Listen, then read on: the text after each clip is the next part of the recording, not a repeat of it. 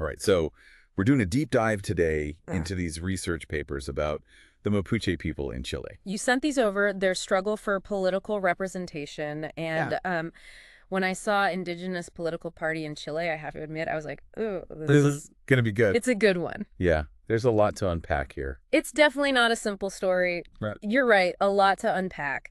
You know, it's important to remember that the Mapuches' fight for self-determination, it's not new. Right. This has been going on for centuries, like literally woven into Chilean history. You know, it's a long, long story.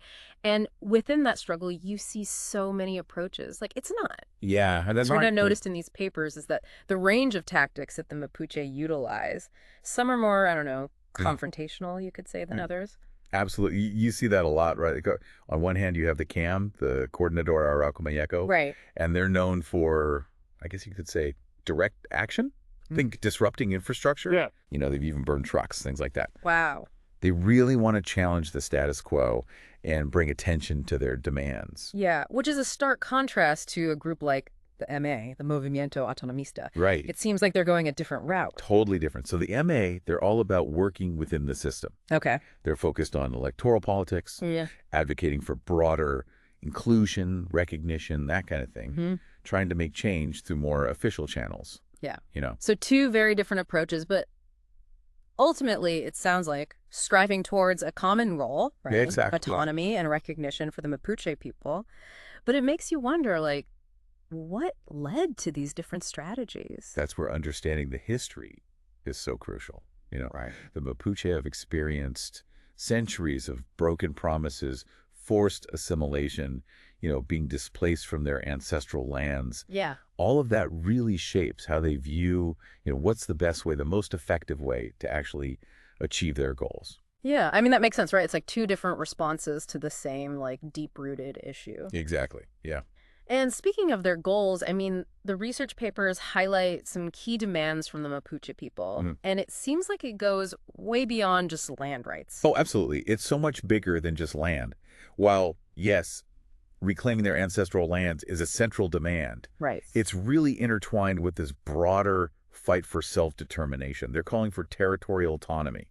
You know, basically Right. the ability to have a say, to have self-governance over their traditional territories. So not just having the land back, but having the power to actually decide how it's managed, how it's governed. Exactly. They want to revitalize their cultural practices, have a say in economic development, you know, on their lands, Right. and be recognized as a distinct people within Chile. Yeah. Not just citizens who share a history, but like a separate identity within the nation. Right, which, you know, naturally leads to the question of how Chile has responded to these demands. And from the research, it's this almost push and pull between repression and these attempts at integration. It's complicated, right? Yeah. Like on the one hand, Chile has implemented programs, subsidies, Right. trying to address some of the socioeconomic disadvantages that the Mapuche face. Right, but then at the same time, you read about the use of anti-terrorism laws against the Mapuche. Yeah. Which is, I mean, that's got to be a whole other conversation. That's a whole debate right there. Yeah, incredibly controversial. Huge criticism from human rights organizations globally. I mean, they're saying this is a way to stifle dissent, Right. to delegitimize their struggle, you know, paint the Mapuche as a threat Right. rather than a group that's seeking justice and self-determination. It just adds another layer of complexity onto this already complicated situation. I mean, how can there even be true reconciliation, true progress That's a tough question. under these circumstances? Yeah, there's no easy answers there. And this leads us to, I think, a really fascinating case study. Okay. The Walmapuan Party. They formed in 2005, Okay. and they really embody this whole challenge of indigenous political participation in Chile. Right, because their whole goal was to actually gain representation within the Chilean political system. Exactly. But it took them over a decade, over 10 years. No, it's wild. Just to gain legal recognition. What was going on? Well, the Chilean political system, especially before the reforms in 2015, Okay. it was really difficult for new parties to even form, let alone a party advocating for indigenous rights. The 1980 electoral law, this was during Pinochet's dictatorship, made it almost impossible to challenge the existing parties. Wow. They had to get tens of thousands of signatures. There was a strict verification process that seemed designed to disqualify people, bureaucratic roadblocks everywhere. It was a lot. That's It unbelievable. really was. It shows how dedicated they were to actually persevere Yeah. through all of that. It really shows you the systemic barriers, Yeah. that the Mapuche people were up against. Just trying to get a voice, trying to get representation. And it wasn't just about, oh, we need a different perspective in the room. It was Yeah. literally Yeah. overcoming a system that seemed designed to keep them out. Yeah. And I mean, you can see how that kind of struggle would lead some groups to be like, you know what? For sure. We're done with this. We're going with the more confrontational route, like the CAM we talked about. Yeah. But the one with Putin chose a different path. They did. They did. Even without that official recognition for so long, they were still really active politically. Interesting. They were working both within the system and outside of it because they understood that actually having political influence, it's not just about, Right. having seats in parliament. That's so interesting. So without that formal recognition, how are they operating? What did their strategy look like? They were masters of grassroots organizing. They built these really strong connections with Mapuche communities all over, really advocating for the issues that mattered, Yeah. to everyday people. Things like access to education, better economic opportunities, Right. and of course, their recognition and preservation of their language and culture. So it's like they were really working from the ground up, building this movement based on the needs of the people. Exactly. They knew that real change, lasting change, Right. often starts at that local level. Right. But they didn't just stop there. Oh, no, they didn't stop there. Right. They also formed these really strategic alliances Okay. with other political parties, social movements that kind of aligned with their views, at least to some extent. Right. So leveraging that collective power, even if it meant working with groups that didn't necessarily agree on everything. Exactly. Smart. Were there any specific examples of those alliances actually, like, making a difference? Oh, yeah, for sure. One of the big ones that comes to mind is their work with environmental groups. Oh, interesting. Because, think about it, the Mapuche, they have this deep spiritual connection to their land. So protecting the environment, it's not separate from their fight for self-determination. It's all connected. Right. So by working with environmental activists, they were able to tap into this whole other network of support, bring more attention to issues that were impacting, indigenous rights and environmental sustainability. It was a win-win. Wow, that's amazing. It's fascinating how they were navigating this really complicated, political landscape. Yeah. But you mentioned that they also worked within the system. Mm-hmm. So what did that actually look like, especially given how hard it was to gain that official party status? Right. So one of their main strategies was running independent candidates in the elections. Okay. That way they could at least participate in the political process, even if it wasn't, with the full backing of a recognized party. I mean, that must have been such an uphill battle. Did they have any success with that? They actually did achieve some localized victories. Oh, wow. They gained a few positions in local governments, particularly in areas where there was a large Mapuche population. That makes sense. But I think even beyond just winning, their participation itself was a statement. It raised awareness. It challenged the status quo. Right. And it showed that there was this real growing desire for indigenous representation. Yeah, it shows they were serious. They were determined to be heard, even when, like we've been saying, the odds were not in their favor. Totally. But of all the things that they did, the one that really stuck with me was their fight for official recognition of Mapindigan. Oh, absolutely. Their language. The language, yeah. Huge. I mean, that feels like such a powerful symbol of cultural survival. It really is. Language is everything. It carries the history, the stories, the soul of a culture. And for years, Mapindigan was marginalized, suppressed. Kids were punished for speaking it in schools. Right. It wasn't given any kind of official status. Yeah. Just imagine the impact that has on a community. Right. It's heartbreaking. To have your identity, your very way of communicating, systematically erased. Yeah.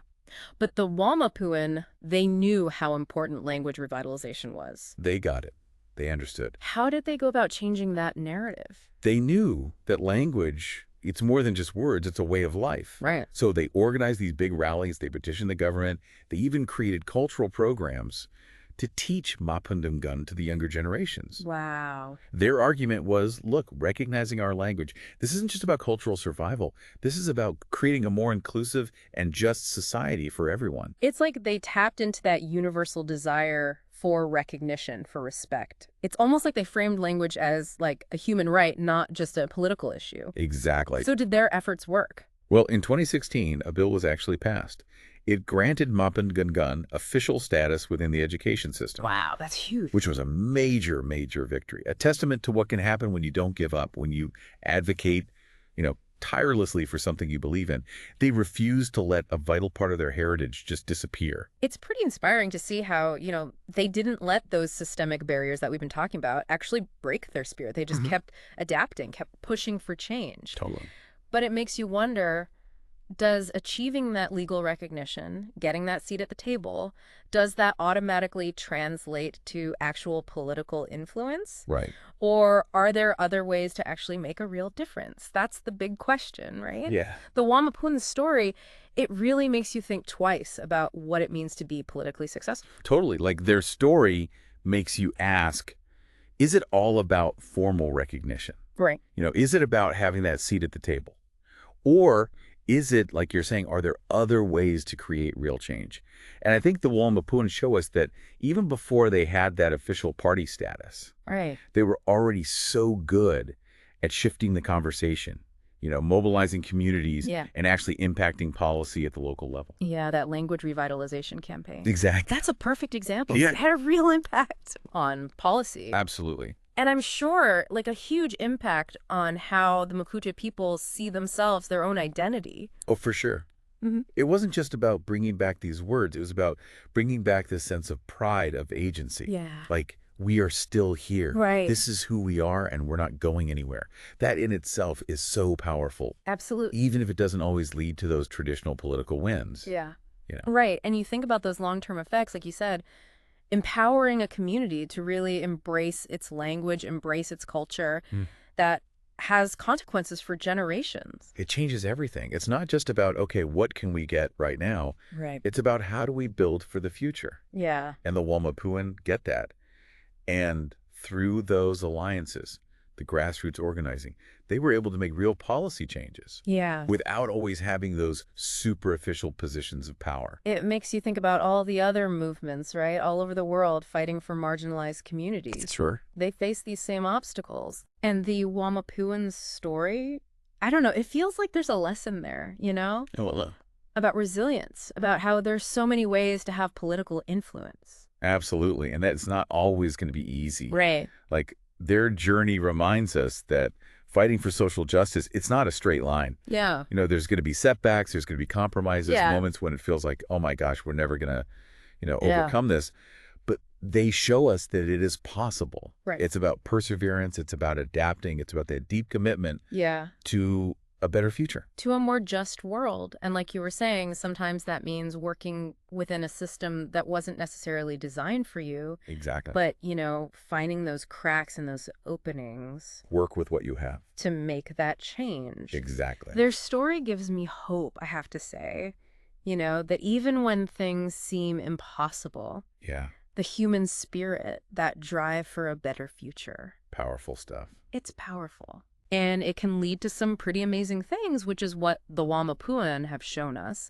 It's not always about, being the president or being in charge. It's about empowering those communities, making sure those voices are heard For sure. so that everyone has the opportunity to really thrive. So I think that's a good place to leave it.